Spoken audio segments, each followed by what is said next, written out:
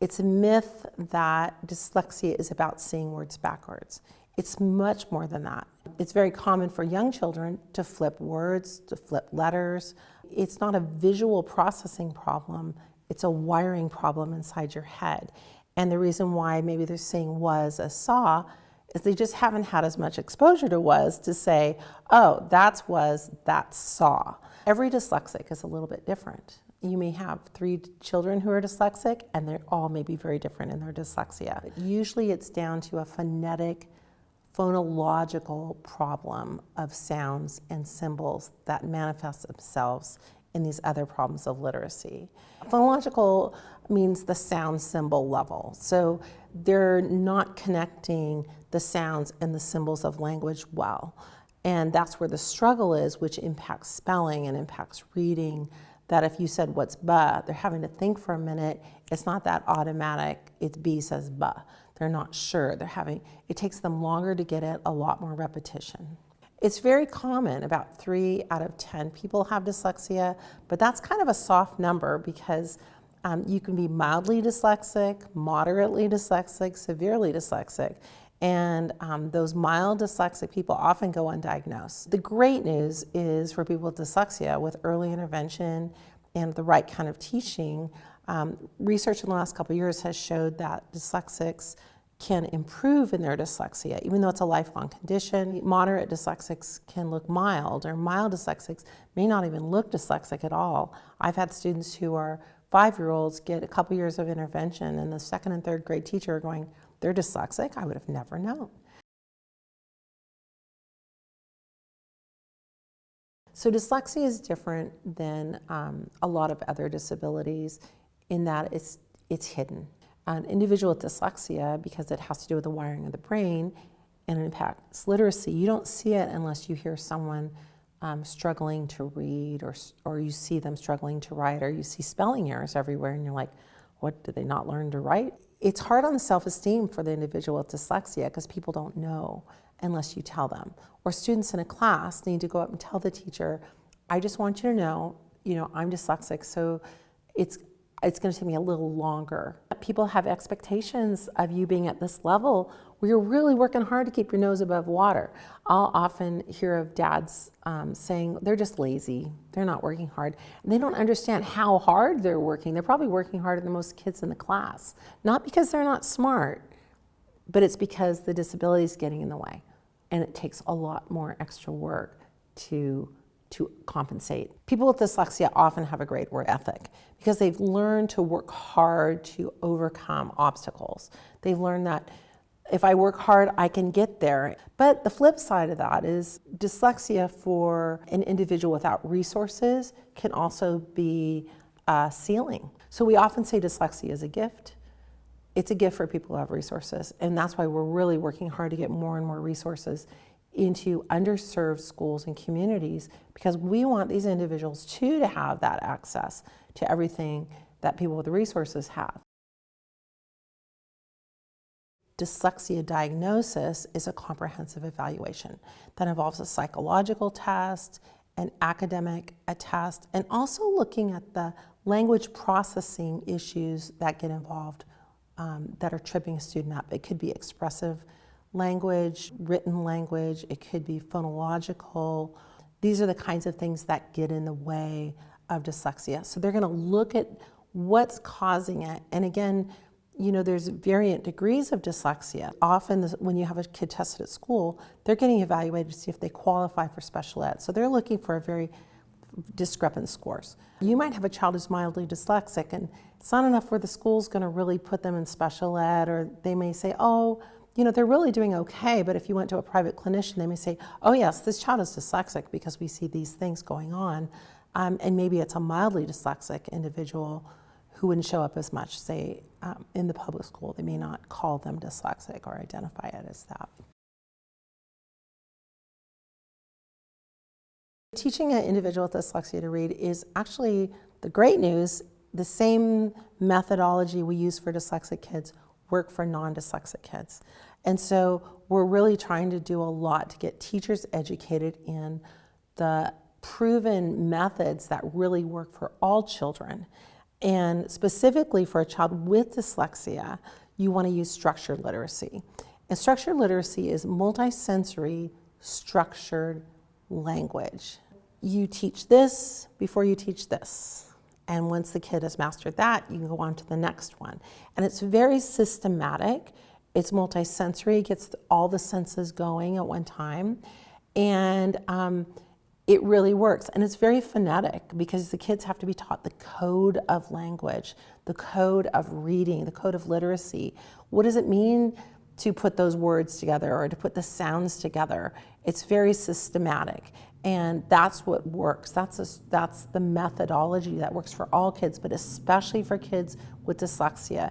They need to be taught to break the code in very systematic ways. It really works for all kids. And sometimes we'll see schools say, oh, for older kids, we don't teach reading. Well, if they still can't decode words, figure out how to take a long word and how to pronounce it and how to read it, they need to be taught to do that. Teachers need to be trained on what's proven to work with dyslexic kids.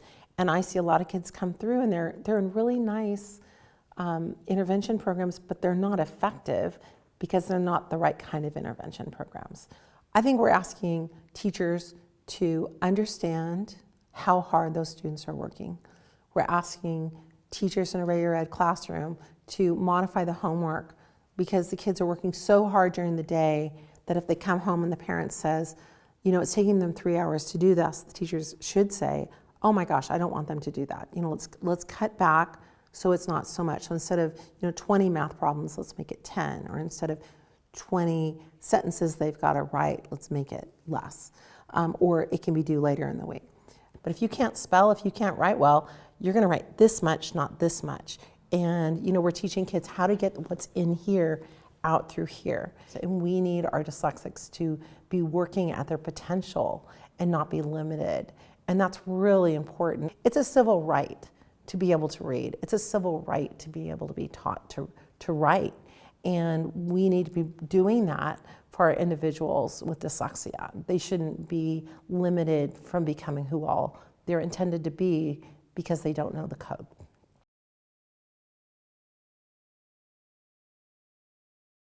For parents, we want them to be more compassionate about their kids, to understand the kids are working so hard. They need the parents to understand they're not lazy, and to understand why sometimes they come home and they just have nothing more to give. Because they've worked so hard at school to stay on top of things, to look good, and to do the work. Sometimes when they come home, they just don't have many things left to give. And parents need to understand that, and they need to support them in that. And they need to be compassionate towards that. Another thing parents can do is to really monitor what the child's getting at school. If the school is not meeting the needs of that student, they need to go in and advocate for them. Because it's surprising the resources that are out there, but the school needs to know how much your child is struggling at home. Sometimes parents want to help the kid with the homework so the teacher thinks he's doing fine. But the teacher needs to know the child really can't handle that homework. And it's hard for parents to let the homework come in back to school undone or not done well, but it's a true reflection of where the child is at.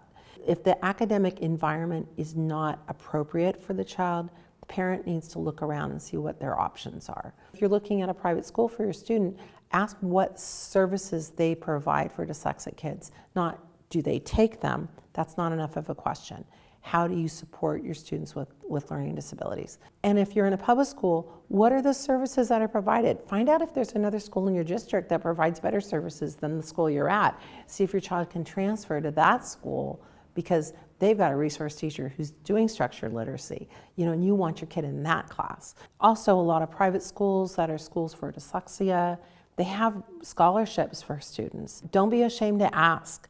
Ask what's available. Sometimes kids who have been getting services in public school up to a certain level and it's still not happening, the district will pay for your child to go to that private school. But you've got to kind of work through the system in the public school first. But there's a lot of public school kids going to those private schools for kids with dyslexia, and the public schools are paying for that because they know that kid's so severe, it's just not coming together in the public school.